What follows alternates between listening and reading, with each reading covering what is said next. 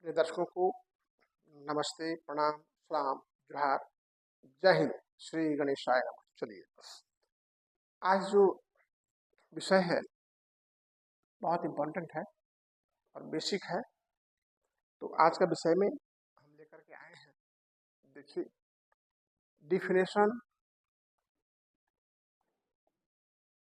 Types, characters of ID, intellectual disable, बौद्धिक दिव्यांगता का। तो चलिए हम पहले डिफिनेशन समझते हैं बौद्धिक दिव्यांगता का। देखिए, बौद्धिक दिव्यांगता है क्या? बौद्धिक दिव्यांगता का तात्पर्य मस्तिष्क के अपूर्ण सीमित विकास से, जिसके कारण व्यक्ति की बौद्धिक क्षमता में असमानता दिखाई पड़ता है।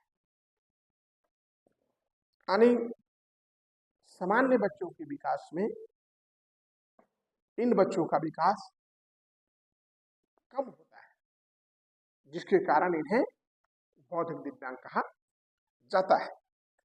एक AAMR,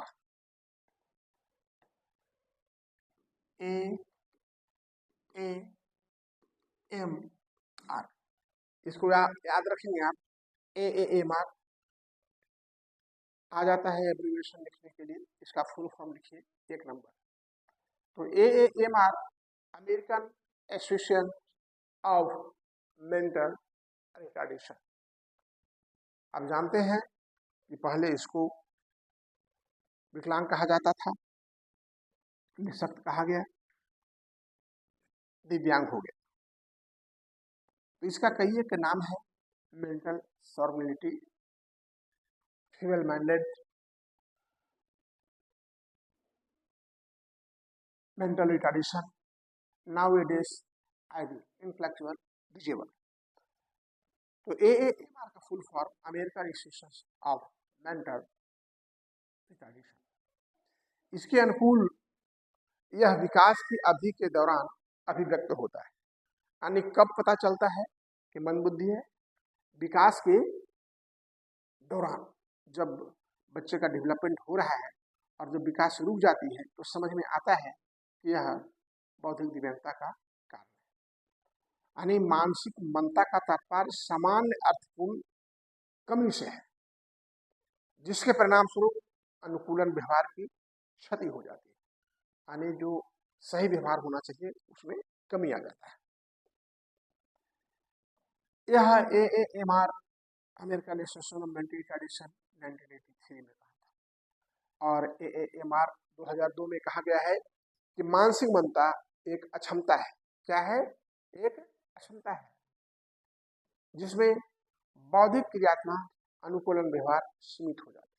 यानी बौद्धिक काम करने की क्षमता और व्यवहार जो है, जो सही व्यवहार है, वो इंडिविजुअल व्यवहार हो जाता है, जो वैचारिक, सामाजिक और व्यवहारिक कौशलों को प्रदर्शित करता है। यानी आपका वैचारिक, सामाजिक, आपका व्यवहार जो है, समाज में पता चल जाएगा कि आप इंडिविजुअल बिहेवियर कर रहे हैं। और यह अक्षमता 18 वर्ष से पूर्व प्रकट हो जाता है। यानी 18 वर्ष से पहले ही होता है। हालांकि इसके कई कारण हैं। माँ के गर्भ से, जन्म के वक्त और 18 साल के पूर्व में होता है। 18 साल के बाद में बौद्धिक दिव्यांग नहीं होता है। यदि होता है तो वह मेंटल इलनेस होता है, मानसिक रोगी होता है। अभी हम बताएंगे क्या अंतर है मंदबुद्धि और मानसिक रोगी में। तो एक मेंटल रिटार्डेशन एक इंग्लिश में शब्द है, mental retardation, intellectual disable, intellectual disability means a condition of or state of incomplete development of mind. Incomplete development of mind. A person which is especially characterized by sublimity of intellectual. यानी intelligence का सब analogy सामान्य से कम होता है। यह एक ऐसी अवस्था है जिसे बदला नहीं जा सकता, इसको बदला भी नहीं जा सकता, इसमें थोड़ा सा सुधार किया जा सकता है। और यह अवस्था 0 से 18 के बीच होती है। जो इंटेलेक्चुअल डिजेबल हो गया तो उसको आप चाहेंगे कि बदल दे, एकदम पूर्ण रूप में क्योर हो जाए, तो ऐसा नहीं हो सकता है। हाँ, इसको आप थोड़ी सी स्पेशल ट्रेनिंग के द्वारा सुधार कर सकते हैं। और वो भी 18 वर्ष के रूप में, 18 वर्ष से पहले। 18 वर्ष के बाद इसकी विकास की गति डिक्टेट हो जाती है और विकास नहीं कर पाता। अब हम टाइप्स ऑफ मेंटल रिटार्डेशन, हम प्रकार में जाएंगे, टाइप्स में। डिफिनेशन समाप्त हो गया, अब हम टाइप्स में जाएंगे। तो टाइप्स में क्या है, देखिए इसके हम पहले भी मेरा ये वीडियो बना हुआ है। 3 प्रकार, पहला शैक्षणिक, दूसरा मनोवैज्ञानिक और तीसरा चिकित्सीय।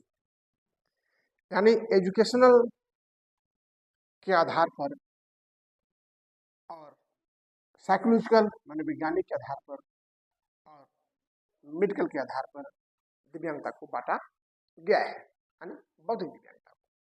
तो देखिए हम मनोवैज्ञानिक जांच पर जाएंगे, साइकोलॉजिकल के आधार पर, जिसकी IQ 50 to 69 way mild ID कहे जाते हैं, 35 to 49 मॉडरेट आईडी कहे जाते हैं और 20 to 34 सीवियर कहे जाते हैं और बिलो 25 और 20 को फाउंड कहे जाते हैं। अब देखिए जो माइल्ड बच्चे होते हैं वो इनकी मानसिक आयु 9 से 11 वर्ष के बराबर होता है। यानी जो बच्चे 9 से 11 वर्ष बच्चे का जो व्यवहार होना चाहिए वही व्यवहार ये माइल्ड इंटेलेक्चुअल डिसेबल बच्चों में पाया जाता है। यानी इन बच्चों को सामान्य बच्चों से थोड़ा सा अलग होते हैं, पर इनको कुछ पढ़ाया लिखा जा सकता है। यानी 5, 6, 7 क्लास 8 तक इनको पढ़ाया जा सकता है, ये चूंकि ये एजुकेबल होते हैं। और दूसरा जो मॉडरेट है, ये भी इन बच्चों का उम्र 4 से 7 वर्ष के बराबर होता है, यानी 8 वर्ष 10 वर्ष के बराबर होता है। और ये जो है कक्षा 2 से पढ़ाई तक के इनको आप 7 ईयर तक पढ़ाई किया जा सकता है। घींच तर करके आप मैट्रिक भी से करा सकते हैं और अपनी जीवन जीने के लायक इसे बना सकते हैं। यह भी क्या होता है, एजुकेबल, पढ़ने जो। और जो थर्ड हमने बताया है सीवियर, तो सीवियर क्या है, यह 4 साल के बच्चे के बुद्धि के बराबर होता है। तो 4 साल बच्चे की बुद्धि के बराबर है, तो इन बच्चों को जो आप कहेंगे वो करेगा, कुछ सीख सकता है। IE BE में तो नहीं कर सकता है, 8वां 9वां नहीं पढ़ाई कर सकता है, क्योंकि उसकी IQ उतनी हाई नहीं है। तो ये बच्चे ट्रेनेबल कैटेगरी में आते हैं, यानी इनको ट्रेनिंग दे करके सेल्फ हील के लायक, अपनी जीवन जीने के लायक रोजमर्रा के कार्य हम इनको सिखा सकते हैं, क्योंकि इनकी उम्र 4 वर्ष से ज्यादा का नहीं होता है। इसके बाद आपका जो है प्रोफाउंड, भैया मेरी ये जो प्रोफाउंड है इसकी IQ बिलो 20-25 होता है। तो यह अति गंभीर में आता है और ऐसे बच्चों को आप कुछ भी नहीं सिखा सकते, क्योंकि इनका विकास जो है ना रुक गया होता है और इसकी जो आयु होता है वो 2 वर्ष के बराबर होता है। तो 2 वर्ष के बच्चे क्या कुछ सीख पाएगा, नहीं सीख पाएगा। तो ये बच्चे कैस्टोडियल कैटेगरी में आते हैं। अब हम समझते हैं कि आप समझ गए होंगे कि मनोवैज्ञानिक दृष्टिकोण से कितने प्रकार के बौद्धिक दिव्यांग होते हैं। तो 4 प्रकार के होते हैं, माइल्ड, मॉडरेट, सीवियर, प्रोफाउंड। और जो माइल्ड मॉडरेट हैं इनकी आयु, माइल्ड का IQ 50 to 69, मॉडरेट का 35 to 49। ये 2 कैटेगरी के जो बच्चे हैं इनको आप ट्रेनेबल माना जाए, यानी ये बच्चे को एजुकेबल, ताकि इन बच्चों को आप पढ़ा लिखा सकते हैं, क्योंकि इन 2 बच्चों का सामान्य बच्चों को उम्र के बराबर, यानी 9 से 11 वर्ष के बच्चे के बुद्धि के बराबर होता है। तो इनको आप कुछ पढ़ा सकते हैं 5वां 6वां 7वां तक के। और ये जो बच्चे मॉडरेट हैं इनका भी आयु जो है 4 से 7 साल के होता है, तो इनको भी कुछ सिखा पढ़ा सकते हैं मैट्रिक या 7वां 8वां तक।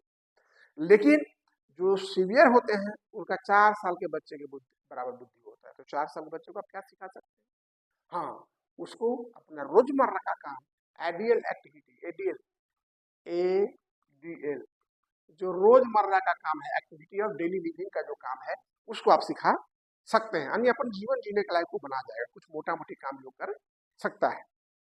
ठीक है। अब यह उठता है, यानी एक ट्रेनेबल कैटेगरी में आ गया, और आपका जो प्रोफाउंड है वो आपको बता दिया कि 2 वर्ष के बच्चे की बर्थडे के बराबर, तो बाद 2 वर्ष का बच्चा तो कुछ कर नहीं सकता है, इसको कस्टोडियल आजीवन देखने की आवश्यकता होगी। अब जो 3 कैटेगरी मैंने बताया था कि आपका बौद्धिक दिव्यांगता में है, पहला समाप्त हुआ। दूसरा जो कैटेगरी है, और वह कैटेगरी है आपका एजुकेशनल क्लासिफिकेशन। ये तो साइकोलॉजिकल क्लासिफिकेशन था, एजुकेशनल क्लासिफिकेशन। तो एजुकेशनल क्लासिफिकेशन में अभी भी मैं आपको बता भी चुका हूँ, पुनः एक बार बता देता हूँ। ट्रेनेबल, माइल्ड मॉडरेट ट्रेनर हो गए, सॉरी एजुकेबल, माइल्ड मॉडरेट एजुकेबल हो गए, और ट्रेनेबल सीवियर है, उसको कुछ ट्रेनिंग देकर सिखा सकते हैं, और जो प्रोफाउंड है वो कुछ नहीं सीख सकता, तो क्या हो गया कस्टोडियल, आजीवन उसको देख रेख की आवश्यकता होती है। तो आप समझ गए हैं psychological classification, educational classification. Psychological classification के तरह से 4 प्रकार के होते हैं, और एजुकेशन क्लासिफिकेशन में 3 प्रकार के होते हैं, ट्रेनेबल, एजुकेबल और कस्टोडियल। सब पर इस पर वीडियो बनाया हुआ है, आप हमारा जाके देखेंगे वीडियो, आपको समझ में अच्छी तरह से आएगी। अब है मेडिकल क्लासिफिकेशन। मेडिकल क्लासिफिकेशन में इसके अंदर मानसिक मंदता को उनको होने वाले कारणों के आधार पर वर्गीकृत किया, यानी किस कारण से दिव्यांग हुआ है उसके आधार पर बात आती है। जैसे संक्रमण और मादक द्रव्य का सेवन से, मान ली माँ को कोई संक्रमण हुआ हो या ड्रिंक करने की आदत हो, तो इससे जैसे रूबेला, इंसेफेलाइटिस, इंसेफेलिस, चिकन पॉक्स आदि बीमारियों से भी व्यक्ति क्या होता है, दिव्यांग हो जाता है। या प्लेसेंटा बाधा को पार करके शिशु को मानसिक दुर्बलता पहुंचाती है, प्लेसेंटा के कारण, इससे भी होता है।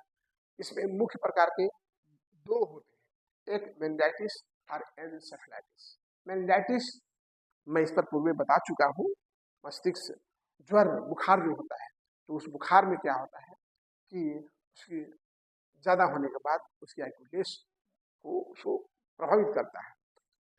उसके बाद दूसरा उपचार और भोजन संबंधी, यानी भोजन के कमी के कारण या सही ढंग से इलाज नहीं किया गया, तो इसके कारण से जो गड़बड़ियां पैदा होती है उसके कारण भी मानसिक दिव्यांग हो सकते हैं। और मनोचिकित्सीय विधियां, मनोचिकित्सीय विधियां इसमें क्या आता है, जैसे आपका डिप्रेशन है ना, गर्भ में पल रहे बच्चों को मस्तिष्क का विकास को प्रभावित करता है।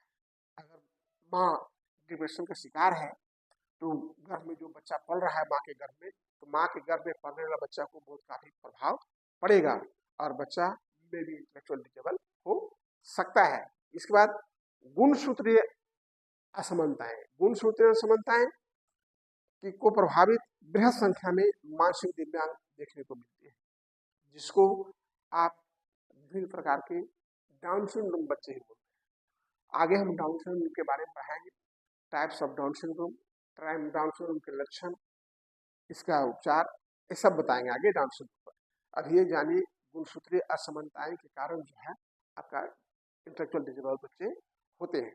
तो मैंने बताया संक्रमण, मादक द्रव्य, उपचार, भोजन संबंधी समस्याएं, मनोविकृति संबंधी समस्याएं, गुणसूत्रीय असमानताएं, और गर्भावस्था की विकृतियां। गर्भावस्था की विकृतियां यानी गर्भावस्था ठीक से विकसित नहीं होना। कभी कभी होता है, आप जानते हैं कि एक माँ को 4 बच्चे और 4 बच्चे दिव्यांग हैं, इसके पीछे क्या रीजन हो सकता है? इसके पीछे यह भी रीजन हो सकता है कि गर्भाशय ठीक से विकसित न हो, गर्भाशय ठीक से विकसित न हो, जिससे कारण हो सकता है उसमें ट्यूमर या कैंसर जैसी बीमारी भी हो सकती है, जिसके कारण शिशु मानसिक दिव्यांग पैदा हो सकते हैं। साथ ही प्रसव पूर्व अज्ञात कारण, जन्म से पहले कुछ अज्ञात कारण है, कुछ ऐसे कारक भी होते हैं जिसका कोई इतिहास नहीं होता। ऐसी दशा में प्रसव पूर्व अनुवांशिक कारण अथवा वातावरणीय कारकों उत्तरदायी माना जाता है। ये 3 दशाओं में देखने को मिलता है, यानी प्रसव पूर्व कुछ ऐसी दशाएं होती है, कुछ ऐसी स्थितियां पैदा होती हैं जिसके कारण बच्चा दिव्यांग होता है, जिसमें माइक्रोसेफेलस, हाइड्रोसेफेलस और रेट सिंड्रोम। आप जानते हैं माइक्रोसेफेलस शरीर के बराबर छोटा सिर, हाइड्रोसेफेलस शरीर के बराबर बड़ा सिर। मैं माइक्रोसेफेलस और हाइड्रोसेफेलस पर एक एक क्लास में ले चुका हूँ और ढंग से मैं माइक्रो और हाइड्रोसेफेलस पर बता चुका हूँ। आप अनिल सिंह यूट्यूब में जाकर देखिएगा तो उसमें आपको मिलेगा। अगर वही फिर हम बताते रहेंगे तो हमारा आगे हम बढ़ा नहीं पाएंगे। सो यहाँ हम रुकते हैं, मतलब माइक्रोसेफेलस, हाइड्रोसेफेलस और आपका एवर्ट्स सिंड्रोम के बारे में नहीं बताएंगे, क्योंकि ये सब का अलग अलग वीडियो बना हुआ है और आप लोग जानते भी होंगे क्यों माइक्रोसेफेलस होता है, क्यों हाइड्रोसेफेलस होता है और क्यों एवर्ट्स सिंड्रोम होता है। इसके बाद मस्तिष्क की बीमारियां, ब्रेन ट्यूमर, अन्य मस्तिष्क की बीमारियों से मस्तिष्क विकास का ह्रास होता है और बच्चा मानसिक दिव्यांग हो जाता है। हो सकता है बच्चे को कोई ट्यूमर या कोई अन्य मस्तिष्क बीमारी हो जिसके कारण बच्चा इंटेलेक्चुअल डिसेबल हो सकता है। और मानसिक और शारीरिक कारण, मेंटल एंड फिजिकल, यह अवस्था जन्म के पहले, जन्म के समय एवं जन्म के बाद भी हो सकती है। मानसिक और शारीरिक हो जन्म के पहले, जन्म के समय और जन्म के बाद। जन्म से पहले बच्चे का ठीक से ग्रंथ विकास नहीं हो, जन्म के बाद बच्चा गिर गया हो, जन्म के बाद बच्चा का एक्सीडेंट हो गया हो, तो बहुत सारा कारक है जिसके कारण बच्चा बौद्धिक दिव्यांग हो सकता है। जैसे चोट, एनीमिया, प्लेसेंटा की असमानता, अंतः स्रावी ग्रंथियां, मानसिक तनाव, मस्तिष्क कोशिकाओं का क्षतिग्रस्त होना, बहुत सारे कारण हैं जिसके कारण जन्म के बाद भी बौद्धिक दिव्यांग बच्चा हो जाता है। एनवायरमेंटल फैक्टर, वातावरणीय कारण भी है। इसके अतिरिक्त कुछ ऐसे कारक हैं जिनमें बच्चों को मस्तिष्क विकास में गिरावट या मानसिक मंदता देखी जाती है, जैसे गर्भवती महिला को मिर्गी का दौरा पड़ना और मिर्गी के दौरा आना इत्यादि। यानी कहने का मतलब है गर्भवती महिला है, अगर उसको मिर्गी का दौरा आता हो तो निश्चित रूप से बच्चे पर प्रभाव पड़ेगा, may be child issue with intellectual disability. या बच्चे को भी मिर्गी हो, तो कोई बच्चा को मिर्गी है तो जितना बार एपिलेप्सी आएगी, जितना बार मिर्गी आएगी, हर बार आपकी आईक्यू को वह हरास करता है। तो आपके ये 10 कारण हमने बताया। आपका जो है मेडिकल क्लासिफिकेशन बौद्धिक दिव्यांगता के प्रकार में साइकोलॉजिकल क्लासिफिकेशन, इसके बाद आपको हमने एजुकेशनल क्लासिफिकेशन और अभी लास्ट में हमने बता दिया मेडिकल क्लासिफिकेशन। एजुकेशनल क्लासिफिकेशन में 3 प्रकार के हैं, एडुकेबल, ट्रेड लेवल और कस्टोडियल। और आपका साइकोलॉजिकल क्लासिफिकेशन में माइल्ड, मॉडरेट, सीवियर और प्रोफाइंड। एंड मेडिकल क्लासिफिकेशन में ये 10 प्रकार के हैं, जिसमें संक्रमण, मादक द्रव्य, उपचार, भोजन संबंधी समस्याएं, मनोकृति विकृति, गुण शिष्टता समस्याएं या फिर गर्भावस्था की विकृतियां। इसके साथ साथ प्रसव अज्ञात कारण जैसे माइक्रोसेफेलस, हाइड्रोसेफेलस, एवर्ट्स सिंड्रोम, मस्तिष्क की बीमारियां, मानसिक और शारीरिक कारक, वातावरण कारक और अन्य कारक। अन्य कारक में जैसे बच्चे के मस्तिष्क विकास में गिरावट आना या मानसिक अवस्था देखी जाती है या बच्चे की एपिलेप्सी हो, इसके कारण भी बच्चा बौद्धिक दिव्यांग हो सकता है। अब है आगे, आप देख लीजिए, आपके साथ यहाँ लिखा हुआ है, बहुत अच्छी चीज है, इसको ढंग से आप याद कर लीजिए और सुन लीजिए। Characters of MR public ID, यानी बौद्धिक दिव्यांग बच्चों के क्या लक्षण होते हैं, लक्षण के बारे में, सिम्टम्स। तो देखिए, आप आराम से पहचान जाइएगा ऐसे बच्चों को। How to identify at a glance child having intellectual disable. आप एट एक ग्लांस में कैसे बताएंगे कि हमारा या उनका बच्चा बौद्धिक दिव्यांग है। तो देखिए, ऐसे बच्चों की धीमी प्रकृतियां होती है। धीमी प्रकृति, स्लो रिएक्शन। अगर उस बच्चों के कहोगे कि चलो इधर आओ, तो बच्चा इधर आओ, जल्दी आओ, तब एक डेग बढ़ेगा। तो उसका रिएक्शन होगा, पर उसका रिएक्शन बड़ा स्लो होगा। स्लो रिएक्शन यानी धीमी प्रकृतियां होता है, उसका लक्षण है। दूसरा क्या है, अस्पष्टता का भाव। अस्पष्टता यानी वो अपने विचार, आवश्यकताएं, भावनाएं को व्यक्त क्लियर नहीं कर पाता है, यानी उसकी क्या आवश्यकता है, उसकी क्या भावना है, उसके क्या विचार है, वो स्पष्ट बोल नहीं सकता है। क्लैरिटी ऑफ फीलिंग्स, वो अपने अनुभव को क्लियर से बोल नहीं सकता है, उसको चोट है, दर्द है, नहीं बता सकता है, पानी में भीग रहा है, नहीं बोल सकता हमको हटना है। इसके बाद सीखने में धीमापन, स्लो लर्निंग, ऐसे बच्चे धीरे धीरे सीखते हैं। मैं आपको धक्का-धक क्लास ले रहा हूँ, फटाफट 20% 25% आप पकड़ रहे हैं, ऐसे बच्चे नहीं है कि ऐसे हम पढ़ा देंगे वो पकड़ लेंगे, नहीं, उनको इसके लिए ट्रांसलेसिस धीरे धीरे स्लोली पार्ट बाय पार्ट बताना होगा। कम समझ, लो अंडरस्टैंडिंग, स्लो अंडरस्टैंडिंग, वो समझते ही कम है।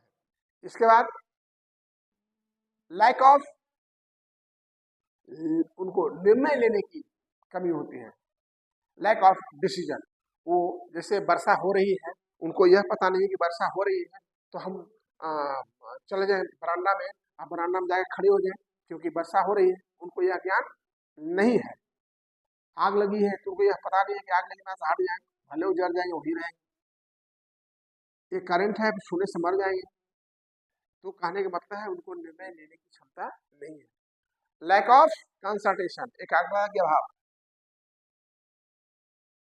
बहुत देर एकाग्र नहीं बैठ सकते, यानी वो ध्यान केंद्रित मंद बुद्धि व्यक्तियों को किसी भी गतिविधि में ध्यान करने की समस्या होती है, उन्हें एक ऐसी गतिविधि से दूर पर जाने में कठिनाई होती है। यानी कहने का मतलब है किसी चीज पर वो ध्यान ज्यादा देर तक केंद्रित नहीं कर सकता। शॉर्ट टेम्पर, बहुत जल्दी गुस्सा आ जाएगा, तोड़ देगा, फेंक देगा, फाकू मार देगा फेंक करके।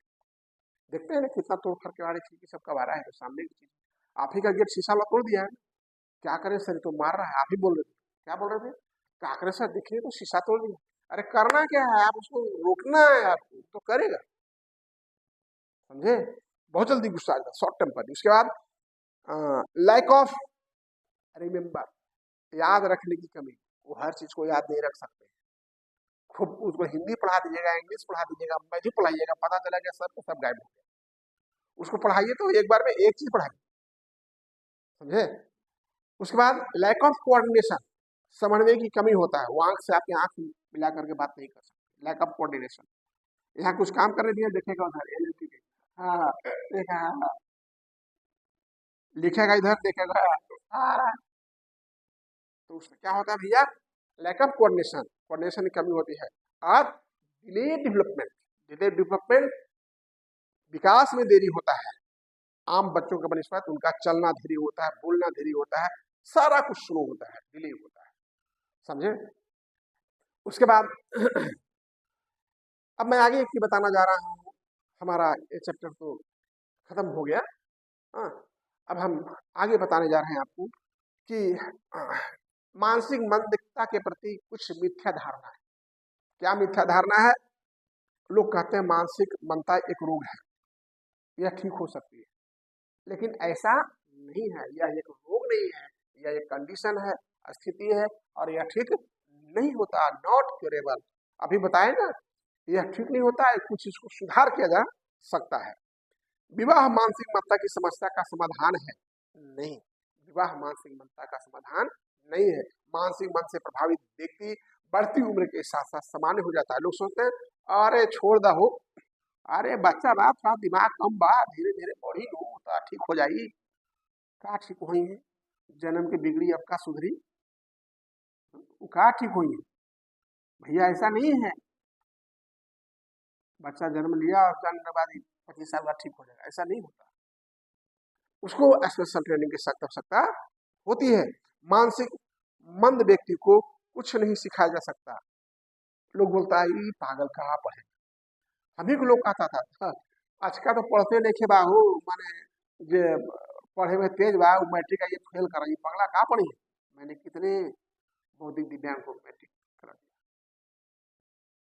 जो बेटा गुना भाग कर, कितने लोग नौकरी कर रहे हैं, लेवल कंपनी में काम कर रहे हैं, हुजूर प्लाजा में काम कर रहे हैं, कितना लोग तो अपना का व्यवसाय चल रहा है, कितना अपने गाड़ियों के साथ काम कर रहे हैं, कितने लोग जीरोस चला रहे हैं, कितने लोग कंप्यूटर टाइपिंग कर रहे हैं।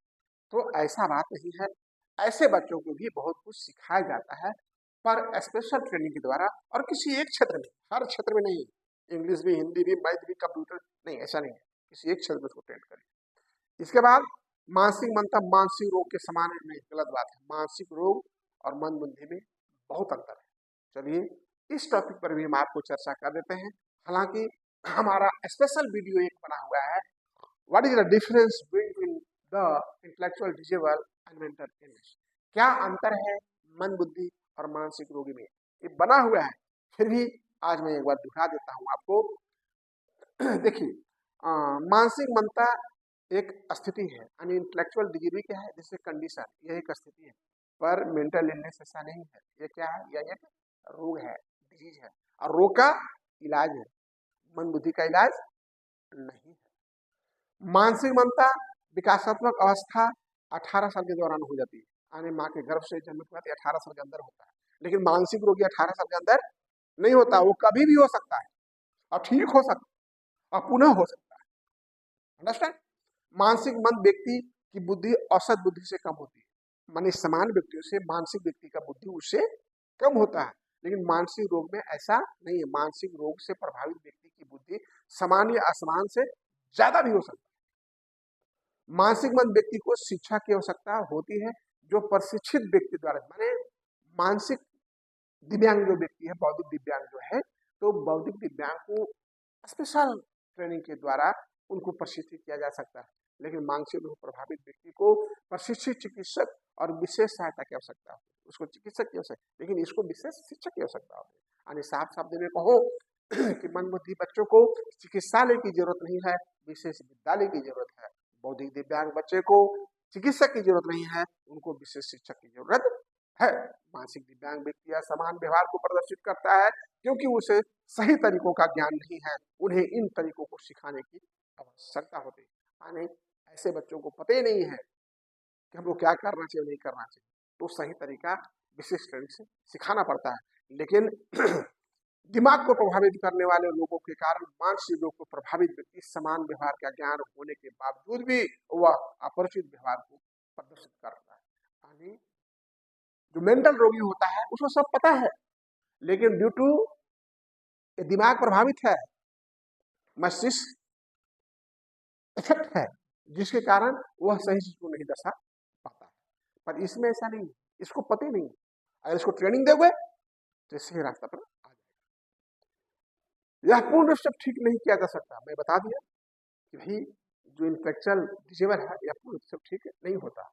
शीघ्र पहचान, अर्ली इंटरवेंशन आइडेंटिफिकेशन के द्वारा इसको विकास अधिगम बढ़ाया जा सकता है, यानी इसको कुछ लर्निंग की से बढ़ाया जा सकता है, कुछ पढ़ा लिख करके समान जीने जो बनाया जा सकता है। पर जो मानसिक रोग है शीघ्र पहचान करते हुए पूर्ण ठीक किया है, मानी मानसिक रोगी अगर पहचान हो जाए तो उसको पूर्ण रूप में ठीक भी किया जा सकता है। यह आपका बौद्धिक दिव्यांग और मानसिक रोगी में अंतर है। तो हमारा अभी नंबर 1 एक वीडियो समाप्त होता है, तब तक के लिए जय हिंद।